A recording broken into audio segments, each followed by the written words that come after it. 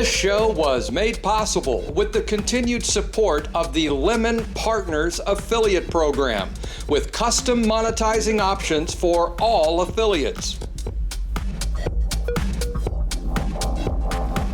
Howdy friends, yes, I have returned from Malta and Sigma Europe. Yes, I've recovered from my jet lag and the cold I got while traveling. And yes, I've healed up from my fall at the event. Now I just have a couple of more shows to do before I can wrap up 2023 and take some time off. However, the one thing that we must address before I go, the one thing that never seems to change in this business, is the stupidity of the UK Gambling Commission. Now, I do not call them stupid simply because they do stupid things on a consistent basis, which they do. I call them stupid because they think that we are so stupid that we'll believe any amount of bullshit they shovel. For years now, the UKGC has claimed that the rate of problem gambling in Britain has been between 0.3 and 0.7%. That is, until the Gambling Act review came along and the white paper, which the Commission has consistently used to point out the dangers posed by our industry. The risk of addiction in young people, they say, and thus the need for a larger commission with a bigger budget. We've already seen this happening with the hiring of new commissioners. Therefore, it should come as no surprise, really, that the UKGC has chosen now to publish what they claim are higher quality numbers, showing that gambling addiction in Britain is really 8 times higher than what they've been reporting for the past several years. But you know what they say, timing really is everything, even if it is remarkably transparent. While it seems odd to me that this information is just being released now, and while it seems odd to me that this information benefits the Commission, what's most odd to me is that this information also contradicts the previous information they just released about gambling and young people in the United Kingdom, showing a marked decrease in the activity for those most vulnerable, aged 11 to 17 years.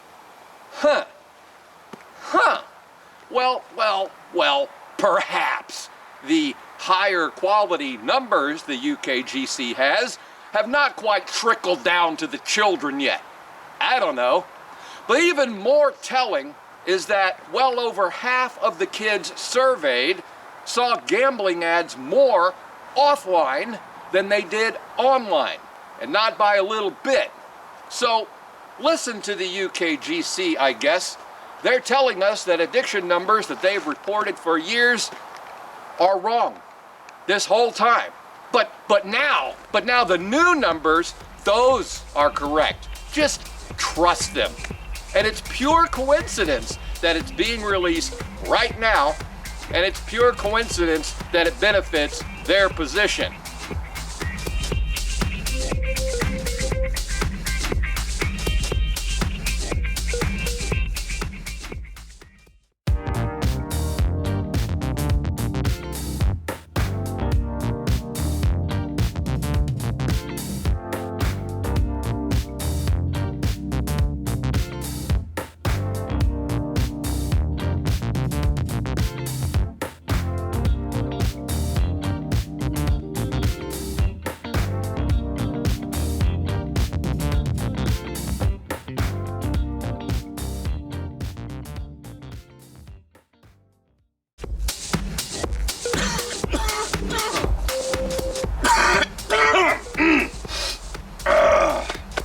Yes, maybe I'm not quite over that cold as much as I thought.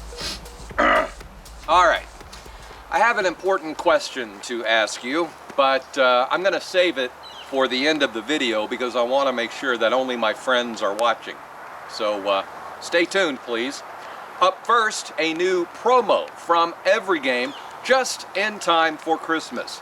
The Sneaky Santa introductory offer with a deposit bonus of up to $5,000 and 50 free spins on the Sneaky Santa slot.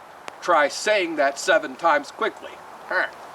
Get details and creatives when you visit affiliate.everygame.eu. Also, a point of interest, as last week I reported on Sweden and how they seem to blindly follow whatever the UKGC does, like a lemming off a cliff. Now, however, the Swedes may be taking the lead, as a new online gambling report from there shows that traffic to unlicensed, unregulated sites is up. And once again, not just a little bit, it's up by 10 times. Whatever could be going on in Sweden? And I gotta say, at least the Swedes, you have to give them credit, because they can admit when they have a problem. In fact, they've said that this trend shows the weakness of their regulatory framework. So they're going to address it and make changes, unlike Andy Rhodes and the other clowns at the UK Gambling Commission who just keep their heads buried in the sand. That does beg the question, however, what is the difference then between the UK Gambling Commission and the Swedish Svenska Spel? Well, my guess is agenda. The Swedes actually seem to want to have a proper, regulated industry that protects players and does the right thing. Whereas the UKGC, your guess is as good as mine what they're trying to accomplish. That leads me to the end of the show, and the question I wanted to ask you is, do any of you remember a affiliate manager named Trish Harriman? She worked for a group called Casino Profit Share. So if you have been in the industry less than 15 years or so, you probably have no idea who this is. But some of us old timers, we remember Trish. She was a really good manager and a really sweet person. Well, down in Australia, Trish is having some trouble. Cancer has found her family, and it has left her as the sole provider, which has put a tremendous burden on her while her partner goes through chemotherapy. Now, I know this is a difficult time of year, and I don't expect anyone to give to the point that they cannot. But if you can spare it, and you're in the holiday spirit, I know just a little bit of help for Trish would mean all the difference in the world until her partner can get back on their feet again and go back to work. So if you'd like to donate and you know her, just reach out to her, and she'll provide you details. If you have lost touch with her, or you just want to participate and give what you can, I know she'd appreciate it. Send me a personal message through the GPWA or my Facebook account, and I will put you in contact with her so that you can donate to her directly without having anyone else involved. I appreciate your attention to this, and yeah, a couple more of these and I'm done for the year. But I will be back next week, my friends. You know, God willing.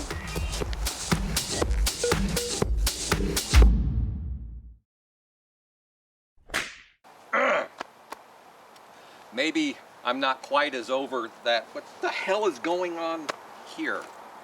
Can't even put my hand in the right pocket. That was easy. Why couldn't I do that?